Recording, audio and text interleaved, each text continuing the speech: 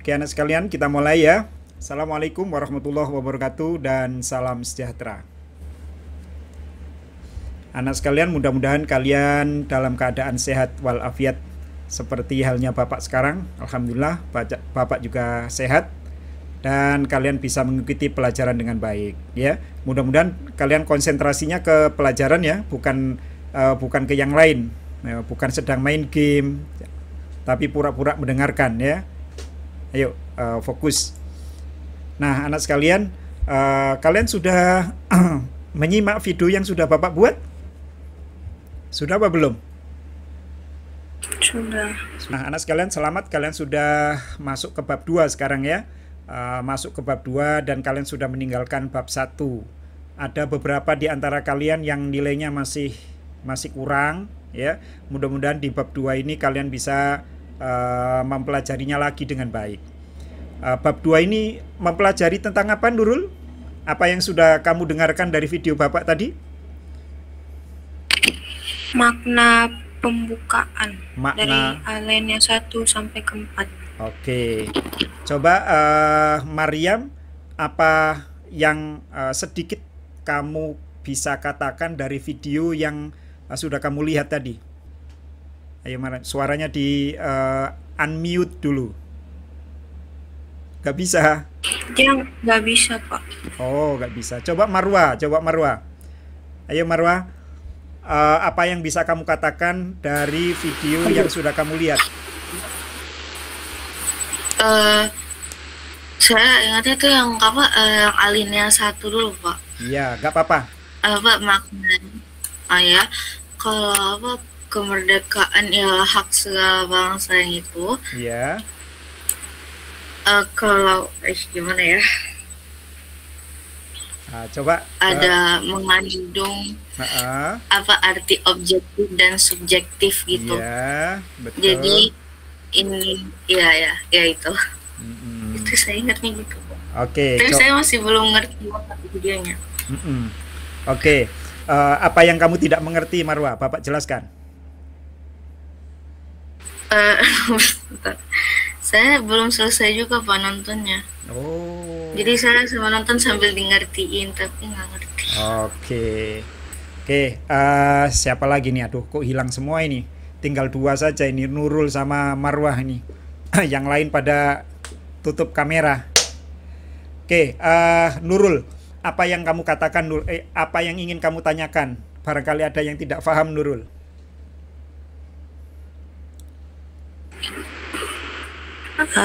Ngerti sih, cuman yang apa yang tidak tertulis itu ya itu kurang ngerti. Oke, Bapak jelaskan.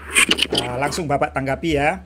Jadi begini, di dalam setiap negara itu ada namanya hukum dasar ya, ada namanya hukum dasar.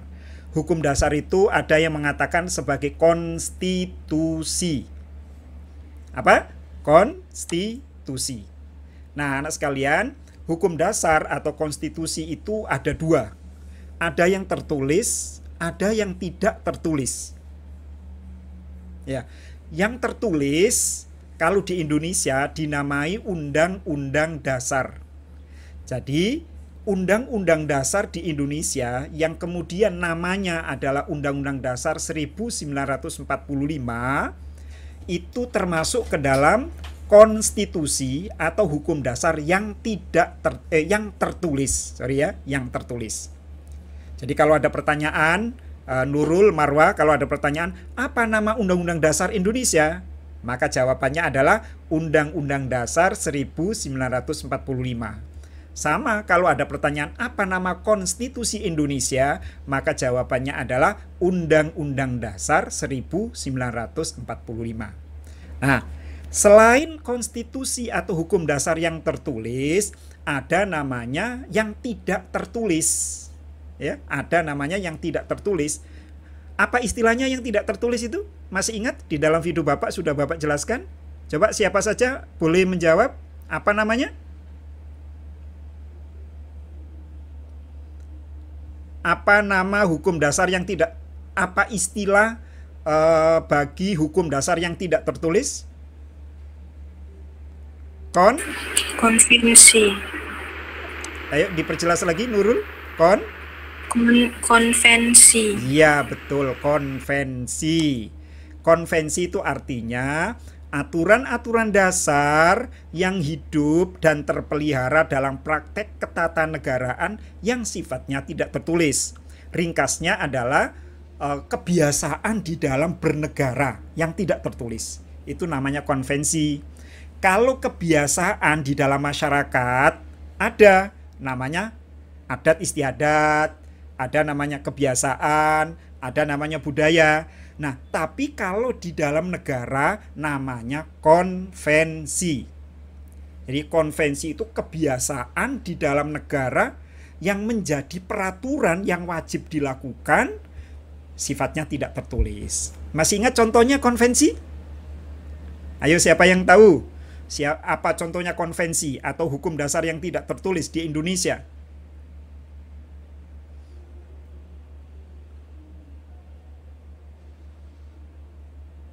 Ayo, Marwa mau jawab? Sepertinya mau jawab tuh. Nurul? Ya, silakan Nurul. Yang sehari sebelum merdeka Presiden kasih pidato. Ya, kalimatnya bukan sehari sebelum merdeka, tapi 1 hari sebelum peringatan kemerdekaan Indonesia. Indonesia merdeka tanggal 17. Lah, tanggal 16 itu presiden wajib berpidato di depan MPR. Ya, itu nggak ada peraturannya, nggak ada. Mana undang-undangnya? Pasal berapa? Nggak ada.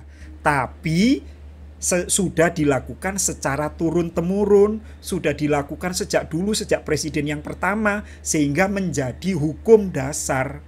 Nah, setiap presiden harus melakukan itu. Wajib hukumnya.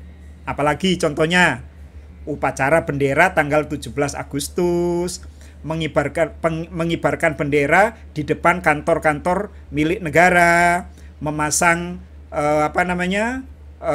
foto presiden dan wakil presiden di kantor-kantor milik negara. Itu contoh dari konvensi.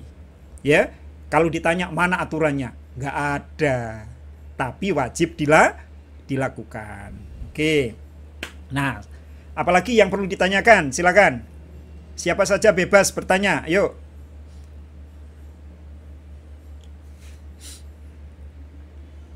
Ayo. Nggak ada? Nah, sekarang ke pembukaan. Oke, anak sekalian.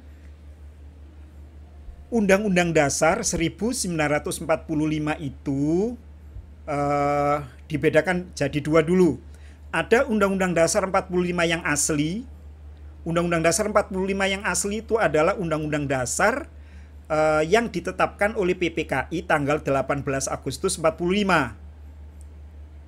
Atau Undang-Undang Dasar sebelum amandemen, itu namanya asli. Nah, yang kedua adalah Undang-Undang Dasar setelah amandemen atau perubahan. Ya. Anak sekalian, di dalam Undang-Undang Dasar 45 yang asli itu ada 3 bagian. Ada pembukaan, ada batang tubuh, dan ada penjelasan. Nah, itu Undang-Undang Dasar yang asli. Nah, setelah diamandemen atau diubah, bagiannya menjadi 2 saja. Yaitu 1 pembukaan, yang kedua pasal-pasal. Nah, ada 2 ya. Pembukaan dan pasal-pasal. Pembukaan itu terdiri dari 4 alinea. Pembukaan itu terdiri dari 4 alinea. Nah, 4 alinea ini berkaitan erat dengan proklamasi, bunyi proklamasi. Apa bunyi proklamasi?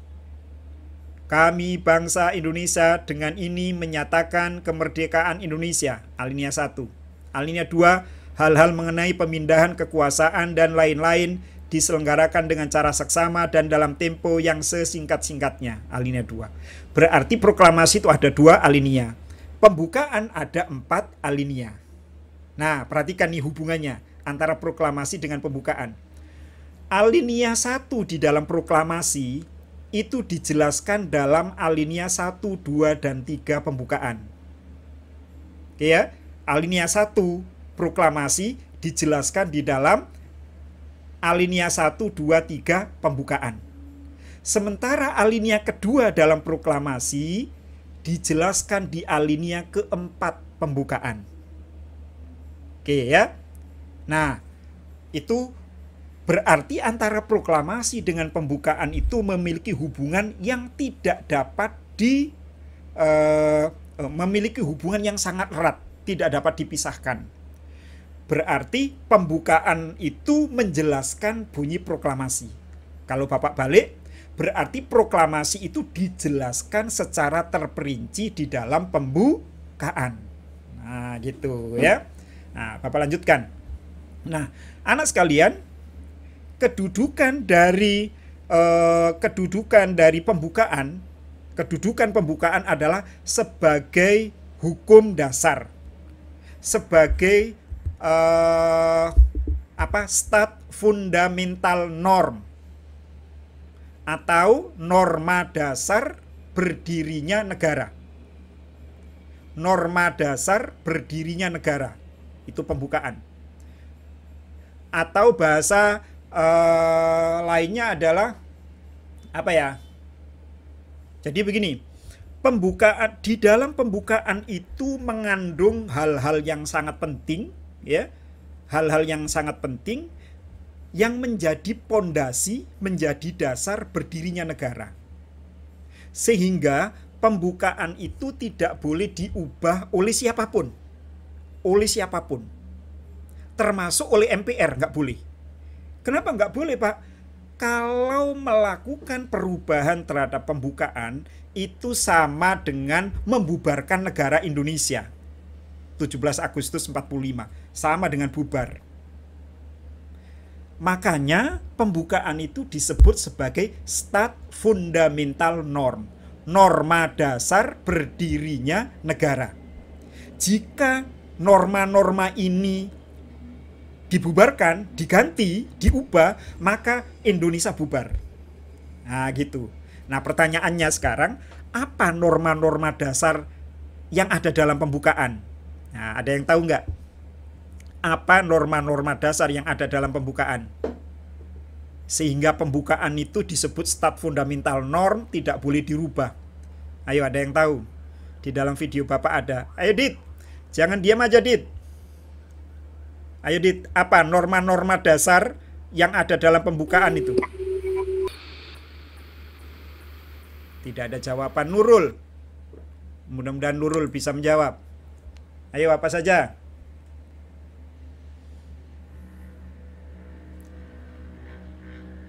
Belum tahu? Coba ke Marwa.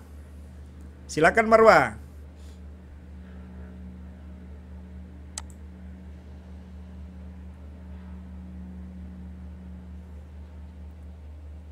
Nggak tahu juga, belum tahu.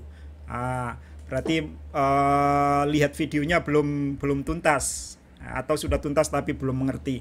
Norma-norma dasar itu ya antara lain, 1, cita-cita negara Indonesia di alinea kedua. Di alinea kedua ada cita-cita negara Indonesia. Apa bunyi cita-cita negara Indonesia? Apa cita-cita negara Indonesia yang ada di alinea kedua? Ada yang tahu? Silakan, ayo Rul, kamu ngangguk Rul. Apa cita-cita negara Indonesia yang dimuat dalam alinea kedua? Merdeka, bersatu, berdaulat, adil, dan makmur. Yes, Jos, bagus. Merdeka, bersatu, berdaulat, adil, dan makmur. Itu adalah cita-cita negara Indonesia. Ada di alinea kedua. Nah, itu yang pertama ya. Yang kedua, ya, norma dasar itu yang nggak boleh diubah karena di dalam pembukaan itu ada tujuan negara. Ada di alinea keempat. Tujuan negara, perhatikan. Nah, ada berapa tujuan negara di pembukaan alinea keempat? Ya, ada 4. Nurul tahu apa saja tujuan negara Indonesia?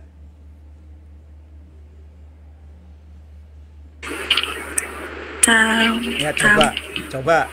Apa saja tujuan negara Indonesia? Melindungi segenap bangsa Indonesia Ya, dan seluruh bangsa Indonesia, memajukan kesejahteraan umum, ya betul. mencerdaskan kehidupan bangsa, Ya, betul. dan melaksanakan ketertiban dunia. Oke, bagus sekali. Ya, tujuan negara ada di alinea keempat, itu juga termasuk norma dasar. Yang ketiga, yang termasuk norma dasar adalah dasar negara. Apa nama dasar negara yang ada disebutkan di alinea keempat? Ayo Dit, apa Dit? Pancasila. Bagus sekali ya, bunyinya dengan berdasar kepada ketuhanan yang Maha Esa, sampai yang kelima, keadilan sosial ya. Lalu kemudian yang terakhir, norma dasar itu adalah Undang-Undang Dasar 1945. Nah, anak sekalian, karena hal-hal inilah maka pembukaan itu disebut sebagai kaedah negara yang fundamental atau norma dasar berdirinya negara atau stat fundamental norm. Stat fundamental norm atau kaedah negara yang fundamental atau norma dasar berdirinya negara. Tidak boleh diubah oleh siapapun, termasuk oleh MPR. Karena kalau mengubah pembukaan berarti merobohkan negara Republik Indonesia yang lahir 17 Agustus 45. Nah, gitu. Oke, sampai di sini ada pertanyaan. Silakan. Yuk. Tanya apa saja yang belum paham. Oke, sebelum pertanyaan, kalau tadi Bapak sudah menyebutkan di dalam pembukaan Undang-Undang Dasar 45 itu ada 4 alinea yang berhubungan dengan apa tadi? Berhubungan dengan proklamasi. Di samping itu juga pembukaan itu mengandung 4 pokok pikiran. Ya, mengandung 4 pokok pikiran. Apa saja? Nanti di minggu depan ya, Bapak buatkan videonya. 4 pokok pikiran itu apa saja, fungsinya apa saja. Lalu kemudian tadi kan ada 2 bagian ya, Undang-Undang Dasar 45 itu. Bagian yang kedua berupa apa tadi? Pasal-pasal. Nah, di dalam Undang-Undang Dasar 45 yang amandemen, anak sekalian, berbeda dengan yang belum amandemen tadi, yang asli. Perhatikan, kalau yang asli di dalam Undang-Undang Dasar 45 itu batang tubuhnya ya terdiri dari 16 bab, 37 pasal. Ya. Namun yang baru setelah amandemen, setelah perubahan, Undang-Undang Dasar 45 itu terdiri dari 21 bab dan 73 pasal. Ya. 3 pasal aturan peralihan dan 2 pasal aturan tambahan. Jadi terjadi perubahan anak sekalian ya. Sementara yang asli tadi terdiri dari 16 bab, 37 pasal, 4 pasal aturan peralihan dan 2 ayat aturan tambahan. Itu di video Bapak sudah Bapak jelaskan. Jadi kalian harus memahami videonya dengan baik. Oke, ada pertanyaan lagi apa? Ayo Rul. Tidak ada? Oke, kalau tidak ada, silakan kita akhiri pertemuan kita hari ini. Lanjutkan dengan menyimak video yang sudah Bapak berikan. Jangan lupa tinggalkan komen ya di dalamnya. Tinggalkan komen agar ketahuan kalau kamu sudah melihat apa belum. Oke, sip. Terima kasih atas perhatiannya. Assalamualaikum dan salam sejahtera.